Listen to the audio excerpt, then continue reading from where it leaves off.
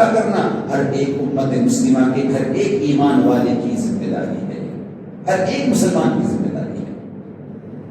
اسی لیے قرآن مجید کے اندر اللہ رب العزت نے فرمایا شہر رمضان الذی انزل فیہ القرآن، رمضان کا حق ادا کرنے کے لیے جو سب سے بہترین عبادت ہے روزے کے بعد وہ ہے اللہ رب العزت کے کلام مجید کی تلاوت۔ یہ وہ مہینہ ہے جس کے اندر اللہ رب العزت نے قرآن مجید کو اتارا۔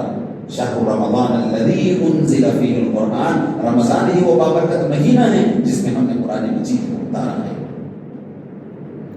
اس سے پہلے بھی بات کہہ چکا کہ رمضان جو اصل مہینہ ہے وہ روزوں کا نہیں ہے، رمضان تو اصل مہینہ قرآن کا ہے، تاکہ امت مسلمہ قرآن کے نور کو، قرآن کے علم کو اپنے دلوں کے اندر اپنی زندگیوں میں لا سکے۔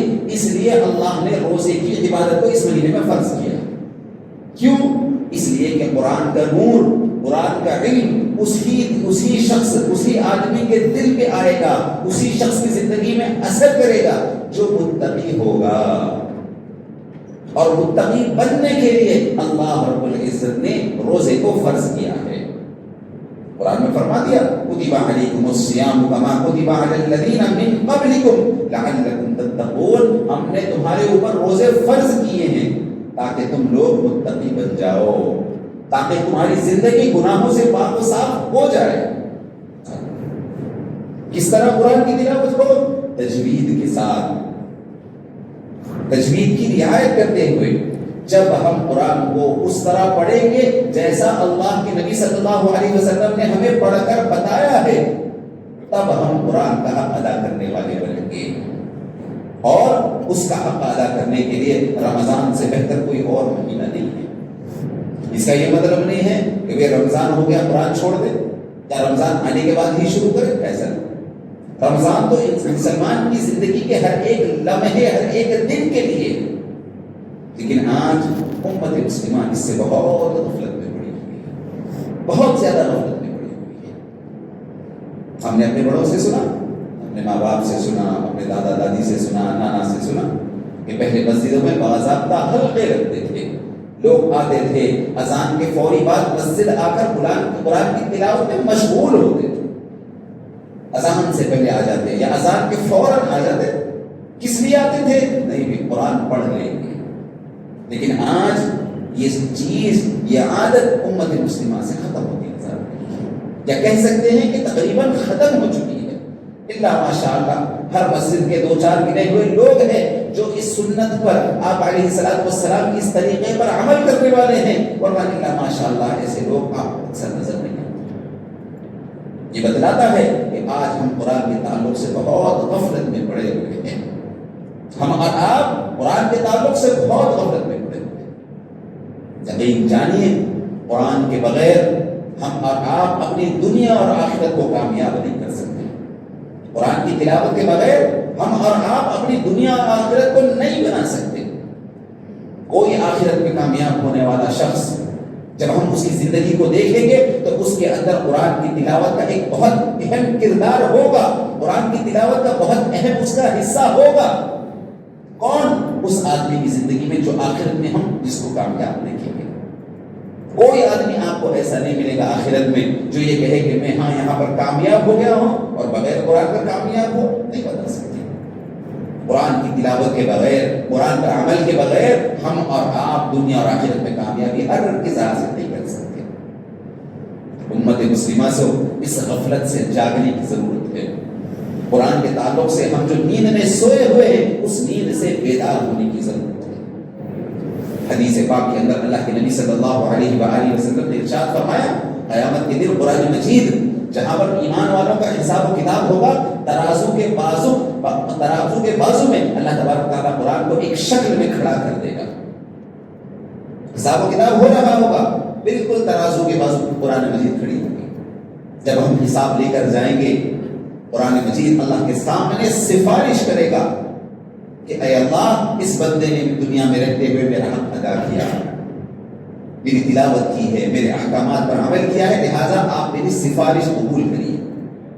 اللہ تبارک تعالیٰ اس کی سفارش کو قبول کرے گا۔ اور اگر دنیا میں رہتے ہوئے ہم نے قرآن کی تلاوت کا اہتمام نہیں کیا، قرآن کے احکامات پر عمل نہیں کیا تو یہ قرآن قیامت کے دن اللہ کے سامنے ہماری شکایت کرے گا کہ اے اللہ، دنیا میں رہتے ہوئے اس نے آپ کی کتاب کا اہتمام نہیں کیا، آپ کے کلام مجید پر حکم عمل نہیں کیا، لہذا آپ میری شکایت اس کے حق میں قبول کیجیے۔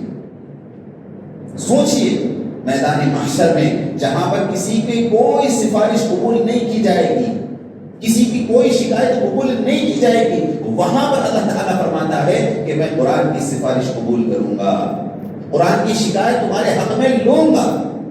اس وقت ہمارا اور آپ کا کیا حال ہوگا؟ کیا حال ہوگا؟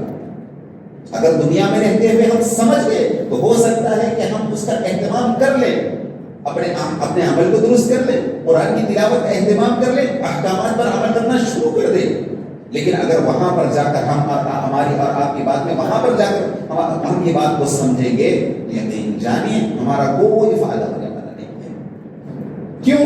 عمل کے لیے دنیا ہے، عمل کے لیے دنیا ہے، آخرت میں عمل کا کوئی گنجائش نہیں ہے، کوئی گنجائش نہیں ہے۔ یہاں پر آپ کو جو کچھ کرنا ہے یہی پر کرنا ہوگا۔ آخرت میں آپ رائے کی دانی کے برابر اگر نیکی ڈھونڈنے جائیں گے نہیں ملے گی۔ میرے بھائیوں بزرگوں دوستوں، قرآن سے ہمارا تعلق بہت مضبوط ہونا چاہیے، بہت مضبوط ہونا چاہیے۔ اسی لیے حدیث پاک کے اندر اللہ کے نبی صلی اللہ علیہ وسلم نے فرمایا خیرکم من تعلم القرآن وعلمہ، تم میں سے بہترین شخص وہ ہے جو قرآن سیکھے اور سکھائے، سیکھے اور سکھائے۔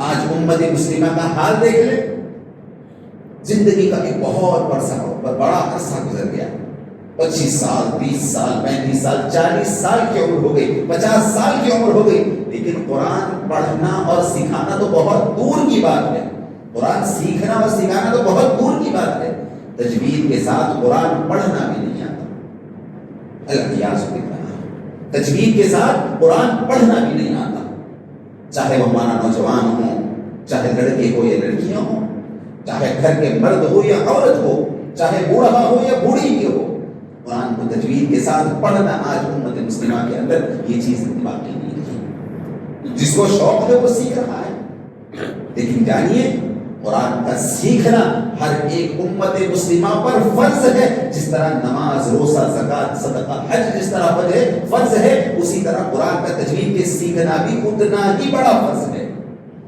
لیکن آج امت مسلمہ اس فرض سے غفلت برتا ہوا ہے، اس فرض کے معاملے میں ہم بہت کوتاہ والا پرواہ ہو چکے ہیں۔ یقین جانیے رمضان کی اگر ہم کو صحیح قدر کرنا ہے تو قرآن کے ساتھ ہم اس کی قدردانی کر سکتے ہیں، قرآن کے ساتھ قدردانی کی جا سکتی ہے۔ قرآن کی تلاوت کا اہتمام امت مسلمہ کے لیے بہت ضروری ہے، بہت ضروری ہے۔ اسی لیے اللہ تبارک و تعالیٰ نے رمضان کو قرآن کا مہینہ بتایا ہے، رمضان کو قرآن کا مہینہ بتایا ہے۔ اللہ کے نبی صلی اللہ علیہ وسلم اس مہینے میں جتنا قرآن اترا تھا اس کا دور کیا کرتے تھے۔ حضرت جبرائیل علیہ السلام کو قرآن سناتے تھے، حضرت جبرائیل سے قرآن سنتے تھے۔ کیوں؟ اس مہینے کی برکت سے، اس مہینے سے بھرپور فائدہ اٹھا سکے اس لیے کیا کرتے تھے۔ لیکن آج امت مسلمہ سے یہ عادت بالکل غائب ہو چکی ہے، بالکل ختم ہو چکی ہے۔ اللہ تبارک و تعالیٰ نے قرآن مجید میں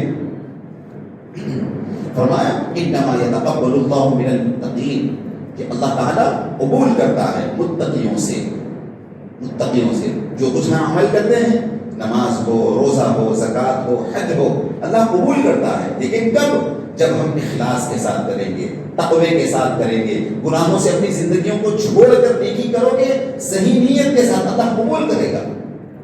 آج ہمارا کون سا عمل ہے جس کے اندر ہم تقوی کا اہتمام کرتے ہیں؟ کون سا ایسا عمل ہے جس کے اندر ہماری اور آپ کی نیت خالص ہے؟ پہلے کے زمانے میں اللہ کے نبی صلی اللہ علیہ وسلم کے زمانے میں آپ صلی اللہ علیہ وسلم صحابہ کو دیکھ کر، صحابی کو دیکھ کر بتاتے تھے کہ تمہارا یہ عمل اللہ کے نزدیک اتنا قبول ہو گیا کہ اسی عمل کی وجہ سے تمہاری بخشش ہو جائے گی، آپ صلی اللہ علیہ وسلم ارشاد فرماتے تھے۔ لیکن آج ہم اپنے آپ کا جائزہ لے لیں، ہماری کون سی ایک ایسی نماز ہے، کون سا ایک ایسا روزہ ہے، یا ہمارا کون سا ایک ایسا عمل ہے جو ہماری نجات اور بخشش کے لیے کافی ہے؟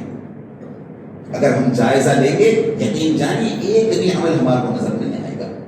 ہماری کوئی نماز ہماری نجات کے لیے کافی نہیں ہے. کیوں؟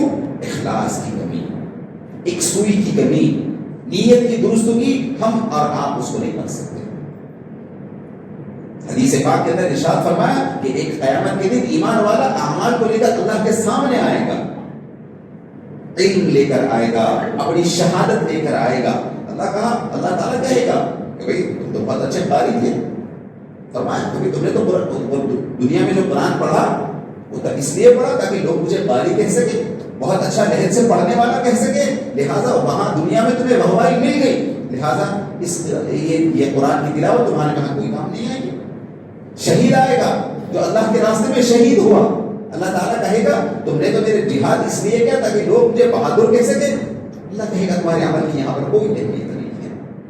وہ لوگ جنہوں نے اللہ کے راستے میں اپنی جان قربان کی، قرآن کو صرف اور صرف اچھے لہجے سے اس لیے سیکھا تاکہ لوگ مجھے قاری کہہ سکیں، ان کا عمل جب اللہ کے پاس جا کر پھینک دیا جائے گا تو ہمارے پر آپ کے عمل کی کیا حیثیت ہے؟ میرے بھائیوں بزرگوں اور دوستوں، قرآن کوئی معمولی چیز نہیں ہے. قرآن سے غفلت بہت ہمیں لے ڈوبنے والی چیز ہے. قرآن سے غفلت ہماری اور آپ کی زندگی کو، دنیاوی اور آخرت کی زندگیوں کو تار تار کر دینے والی چیز ہے. اگر ہم قرآن کے تعلق سے غفلت کر دیں گے، جب تک ہم اور آپ اپنے رشتے کو قرآن کے ساتھ مضبوط نہیں کر لیں گے، یقین جانیے ہماری اور آپ کی کامیابی، ہم اور آپ کامیابی حاصل کرنے والے نہیں ہو سکتے. صحابہ نے جو قرآن کو، جو اللہ کے نزدیک کامیابی حاصل کی، اللہ کی رضامندی حاصل کی، اس کے پیچھے جس کا سب سے بڑا ہاتھ تھا وہ قرآن مجید کے ساتھ اپنا تعلق کا مضبوط ہونا. کئی صحابی ایسے تھے جب ان کے سامنے قرآن کی کوئی ایک آیت سن لیتے تو جب تک وہ اس پر عمل نہ کرتے دوسری آیت نہیں سیکھتے تھے.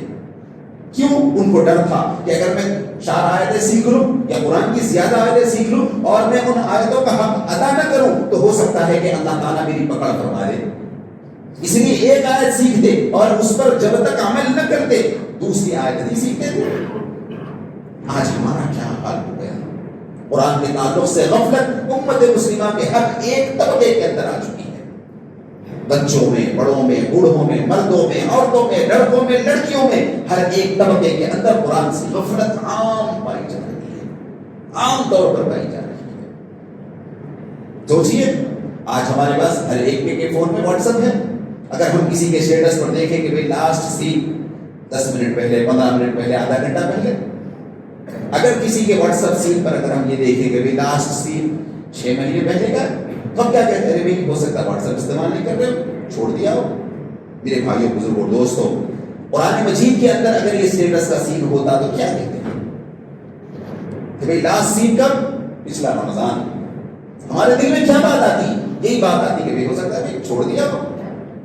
آج ہم بول نہیں رہے ہیں لیکن ہمارا عمل بتا رہا ہے کہ ہم نے بظاہر قرآن پر عمل کرنے کو، قرآن کو پڑھنے کو اپنی زندگیوں سے چھوڑ دیا ہے، چھوڑ دیا ہے. اور پھر ہم یہ سمجھ رہے ہیں کہ کچھ وظیفے کر لیں، کچھ خاص ایام میں کچھ خاص نمازیں پڑھ لیں، اللہ کی مدد آ جائے گی. ایسا ہرگز ہونے والا نہیں ہے. اللہ کا یہ نظام نہیں ہے. اللہ تبارک تعالیٰ اسی بندے کو دیتا ہے جس کے اندر طلب ہوگی، جس کے اندر طلب ہوگی، جو خواہش ظاہر کرے گا اللہ کے سامنے. آج امت مسلمہ میں نہ طلب ہے، نہ شوق ہے، نہ خوف ہے. آج امت مسلمہ دنیا کے مسلمانوں کے، اسلام کے پورے دور کے اندر سب سے زیادہ غفلت کے دور میں امت مسلمہ آج ہی کے دور میں ہے. اس سے بڑی کوئی اور غفلت نہیں تھی جس میں آج سے پہلے امت مسلمہ نے اتنی زیادہ جہالت کے اندر پڑا ہوا. میرے بھائیوں بزرگوں دوستوں، ہمیں فکر کرنے کی ضرورت ہے، فکر کرنے کی ضرورت ہے. چاہے رمضان ہو یا غیر رمضان، قرآن کی تلاوت کے بغیر ہم اور آپ کامیابی حاصل نہیں کر سکتے. ہماری دن کی شروعات فون کے ساتھ نہ ہو، اخبار کو دیکھنے سے نہ ہو، گھر بار کی کام کاج کی فکر کے ساتھ نہ ہو. ہماری دن کی شروعات قرآن کی تلاوت کے ساتھ ہو. آج اکثروں کی شکایت ہے کہ بھئی نماز کے اندر دل نہیں لگتا، خیالات آتے ہیں. پہلے کے زمانے میں آج بھی جہاں پر عرب لوگ، جہاں پر جب حرمین میں قرآن مجید نماز کے اندر قرآن کی تلاوت ہوتی ہے جو لوگ عربی کو سمجھتے ہیں، آیتوں کے مطلب اور معانی کو سمجھتے ہیں، ان کے آنکھوں سے آنسو بہہ جاتے ہیں. کیوں بہتے ہیں؟ کیوں؟ قرآن کی آیتوں کو وہ سمجھتے ہیں. جنت کا منظر جب آتا ہے تو ان کا دل خوش ہو جاتا ہے. جہنم کا منظر جب ان کے سامنے آتا ہے تو ڈر جاتے ہیں کہ کہیں میں اس میں نہ پڑ جاؤں، کہیں میری آخرت خراب نہ ہو جائے. ان کو ان آیتوں کا مطلب ہی نماز کے اندر مشغول کرتا تھا. آج ہمارا حال کیا ہے؟